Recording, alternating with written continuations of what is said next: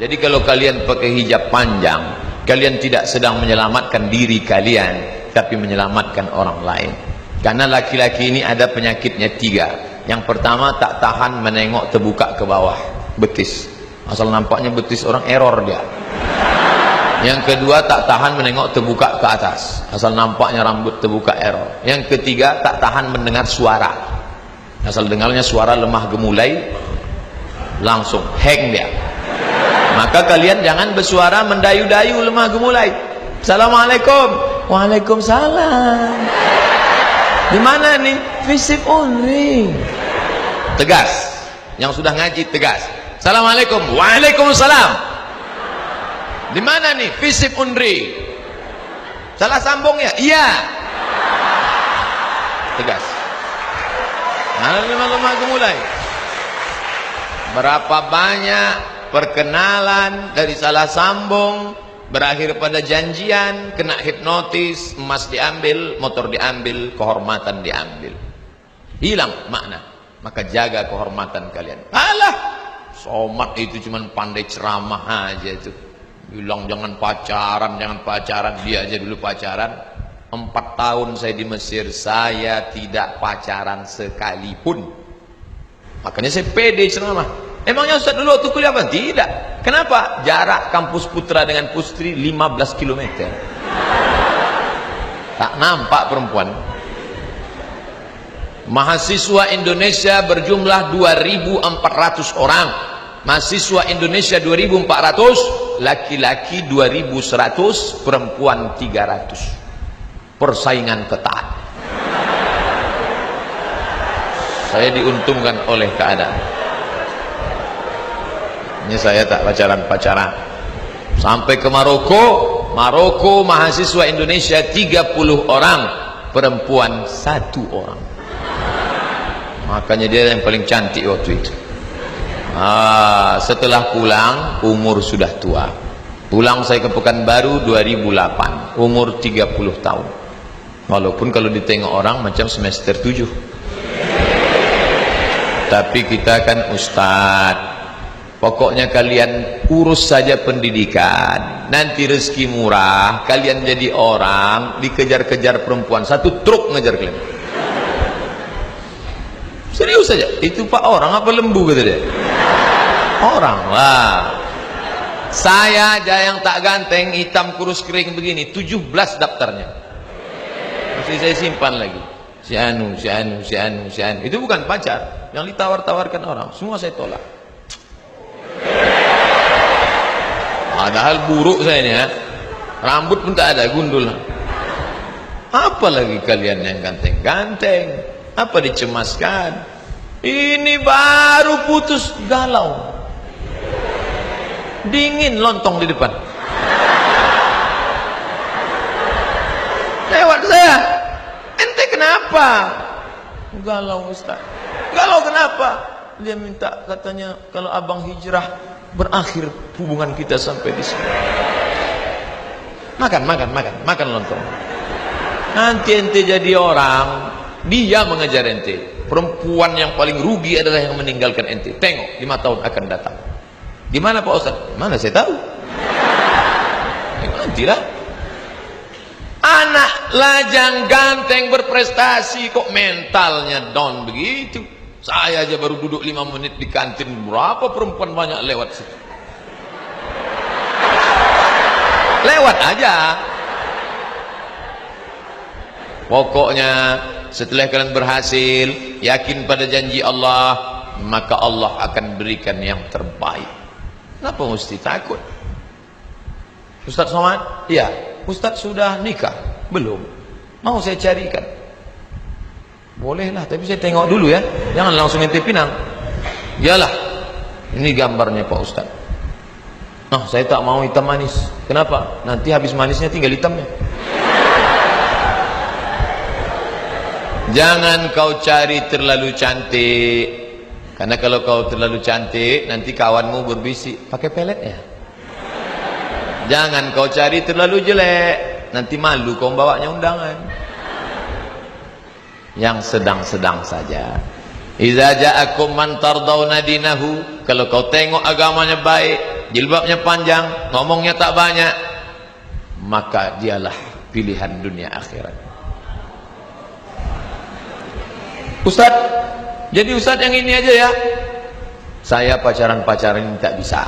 Jadi gimana Ustaz? Tanya dia, bawa dia ke rumah saya, jumpakan sama mak saya. Nanti kalau cocok, kupinang dengan bismillah. Kalau tak sesuai Pak Ustaz, kalau tak sesuai, bunga bukan setangkai, kumbang bukan seekor. Patah tumbuh hilang berganti, hilang satu tumbuh seribu. Sudikah engkau menikah denganku, tapi engkau akan menjadi a second woman? Kok second? First, second. Kenapa aku jadi yang kedua? Amak den nan petamu. Di rahimnya kita tumpang perutnya 9 bulan 10 hari. Bersimbah darah dia melahirkan kita. Berapa kali dia tak jadi solat tahajud gara-gara kita. Berapa kali makanan hampir dia suap tak jadi karena tangis kita. Berapa kali dia tak tidur lelap malam gara-gara kita. Tiba-tiba kita bertemu dengan dia, perempuan pujaan hati, belayan jiwa. Setelah dia besar kita dewasa, emak dia siapa, ayah kita siapa, akhirnya kita diikatkan dengan kalimat thayyibah Allah, lalu kemudian kita merasa kaulah surgaku, duniaku, akhiratku. Engkau salah mas bro. Seorang anak yang sudah sukses dengan gaji, mobil besar, rumah besar, kebun besar, bini besar. Datang ibu tua renta, nak, aku nggak bisa puasa Ramadan, nak. Kata Ustadz Somad, kalau nggak bisa puasa bayar fidyah, nak. 1 hari 3 kali makan, fakir miskin 50.000. Mak nggak bisa puasa 2 hari, minjam 100, nak. Apa kata si anak? Tunggu ya mak, ku tanya biniku dulu. Neraka jahanam tempatmu saudaraku. Panas Pak Ustadz, ambil kompor, hidupkan, letakkan tanganmu di atas. Kalau kau sanggup bertahan 5 menit, berarti kau kuat untuk masuk neraka jahanam. Suamimu itu adalah seorang laki-laki yang perkasa di hadapan Allah, tapi dia bersimpuh di hadapan orang tuanya. Kenapa? Ilzam rijlaiha fasammal jannah. Kau urus tapak kakinya, kau dapati surga di sana. Oleh sebab itu, berapa banyak orang berhasil, tapi dia hidup dalam genangan air mata penderitaan karena dulu meneteskan air mata orang tua. Kalau dia hidup sekarang, belikan makanan, belikan pakaian, senangkan hatinya. Kami belum kerja Pak Ustadz, bawakan transkrip nilai mak, ini nilai. Dia pun tak tahu IP itu berapa, tapi sudah menyenangkan hatinya. Peluk cium dia. Jangan malu. Cina-cina tua, tak ada lagi rambutnya, dibawa ke mall oleh anaknya, disuapkan. Saya heran, kenapa orang Cina ini di mall Malaysia yang besar Kuala Lumpur banyak orang tua disuap anaknya. Ternyata mereka menganggap orang tua itu hanya hoki lah. Hoki kata dia, memancing rezeki dengan orang tua. Oleh sebab itu keberhasilan kalian adalah karena berhasil membahagiakan orang tua. Narkoba merusak, doa orang tua akan mendukung. Khamar merusak, pergaulan baik akan mendukung. Tapi serigala akan menerkam kambing yang memisahkan diri dari jamaah. Makanya ketika saya tahu ada jamaah di perikanan, bagus. Ada jamaah di fisip, bagus. Ada jamaah. Apa jamaah? Berkumpul bersama, sholat berjamaah, baca Quran berjamaah, iktikaf berjamaah. Buatlah komunitas ini supaya kalian terjaga. Kalau Ustadz ngaji, Ustadz Somad, judulnya tablik akbar, pengajian Yasin akbar. Tapi kalau anak muda lain. Apa kajiannya? Sat night. Hadirilah kajian pecinta hijrah, move on, Al-Quran, kunci kebangkitan ekonomi, maghrib mengaji, talk show, iktikaf, ikhwan, akhwat, tahajud, muhasabah, solat subuh berjamaah. Datang solat maghrib berjamaah, lanjut kajian sampai isya, iktikaf tengah malam, sampai solat subuh berjamaah, langsung pengajian. Hari Sabtu 22 April 18.00 WIB Masjid Raya An-Nur. Ini siapa ini? Ustadz Muzammil Hasballah, yang suaranya Masya Allah. Muzammil artinya orang berselimut, berselimut sorban. hadir pengajian. Pokoknya di mana saja ada pengajian datang untuk menjaga diri. Narkoba, zina, pergaulan bebas. Dan yang paling mengerikan, ini yang dikatakan Pak Sekjur tadi, narkoba dia selamat, zina dia selamat, tapi ada satu lagi, apa dia? Kenakalan intelektual dalam bentuk sekularisme. Sekuler, agama kata dia tak penting. Mau pakai jilbab, mau pakai bikini, sama aja. Jenggot kata dia tak penting. Apa tuh berjenggot-jenggot? Jenggot sama bulu ketiak sama aja, kata dia. Ngejek-ngejek orang. Padahal dalam Islam semua diatur. Mau masuk kamar mandi, kaki kiri, Allahumma inni a'udzubika minal khubuthi wal khaba'is. Mau makan, tangan kanan, bismika Allahumma ahya. Kalau ketawa, berarti masih ingat doa makan. Allahumma barik lana fima razaqtana wa qina azabannar. Itu hadisnya dhaif Pak Ustaz. Oke, pakai hadis dhaif. Bismillah. Mau tidur malam, bismika Allahumma. Diatur semua dalam Islam. Sedangkan mau masuk WC aja diatur Islam, apalagi memilih pemimpin. Tapi dia sekuler. Islamnya cuma 3. Lahir, nikah, mati. Lain daripada itu Islam tidak mengatur dia. Dia ke masjid cuma 3 kali aja. Pertama ke masjid kapan? Akad nikah di Masjid An-Nur. Aku terima nikahnya dengan mahar seperangkat alat sholat. Dan kitab suci Al-Quran tak pernah dibuka sampai mati, tunai. Kedua kapan? Kedua masuk masjid. Nih, tanggal merah, hari libur. Besok libur lagi. Harpitnas, hari kejepit nasional. Balik kampung. Orang kalau sudah balik kampung singgah ke masjid, mampir ke masjid, mampir ke masjid, mampir ke masjid, mampir ke masjid, mampir ke masjid. Keterangan, kencing, kencing, kencing, kencing, kencing. Singgah ke masjid kok cuma numpang kencing. Nah, alhamdulillah, anak-anak muda kita ke masjid. Pak Ustadz, itu Pak Haji yang tua tu rajin betul ke masjid. Tak ada yang heran. Orang tua rajin ke masjid tak ada yang heran. Orang sudah diintai malaikat maut. Tapi ketika anak muda yang semangat bergelora ke masjid dia. Tadi saya tanya Pak Sekjur, siapa yang baca Quran itu? Anak fisik Pak. Saya sangka pemain naturalisasi. Saya sangka diundang anak UIN, anak pesantren untuk baca Quran. Anak fisik baca Qurannya begitu suaranya. Bayangkan kalau jadi gubernur itu nanti. Bisa dia maju jadi imam. Bismillahirrahmanirrahim. Alhamdulillahi Rabbil Alamin. Sampai pada akhir ayat waladdallin. Semua amin. Bismillahirrahmanirrahim. Inna a'tainakal kautsar. Selesai salat dia pun bisa menengok. Assalamualaikum warahmatullah. Assalamualaikum warahmatullah. Dia bisa periksa jamaah satu-satu. Mana kepala dinas? Mana kepala badan? Mana kepala kantor? Mana kabak? Mana kabak kesra? Mana yang berkepala? Mana yang tak berkepala? Bisa. Kenapa? Karena dia punya segenggam kekuasaan. Kepala dinas itu pontang-panting. Masuk dia ke masjid, musola, kantor, kok bisa tak ada yang azan? Sekarang banyak orang cuek. Tapi kalau yang tadi masuk dia tak ragu hidupkan mikrofon. Orang dia biasa hidupkan azan dia. Allahu Akbar, Allahu Akbar. Orang yang sedang di kantin siapa itu? Pak Gubernur azan. Ayo kita mempatik. Apa? Banyak yang sholat tak pakai wudhu.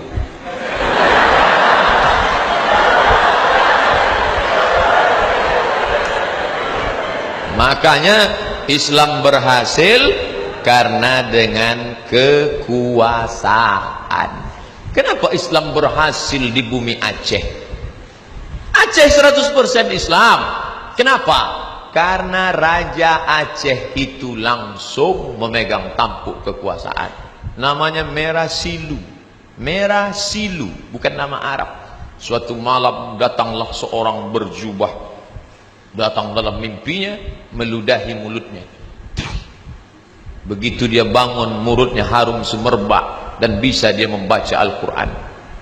Betul tidak? Wallahu a'lam. Dan berubah namanya menjadi Malikul Saleh, Raja Aceh pertama.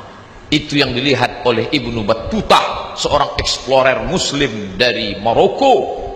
Aku sampai ke sebuah negeri bernama Sumatra. Sin waw mim ta ra ta marbuta. Sumatra. Aku lihat rajanya memakai jubah, mereka menaiki gajah dan kuda, dan aku dijamu dengan makanan yang mewah. Baca Explorer Ibnu Battuta sudah bercerita tentang Aceh di masa kejayaan, kekuasaan.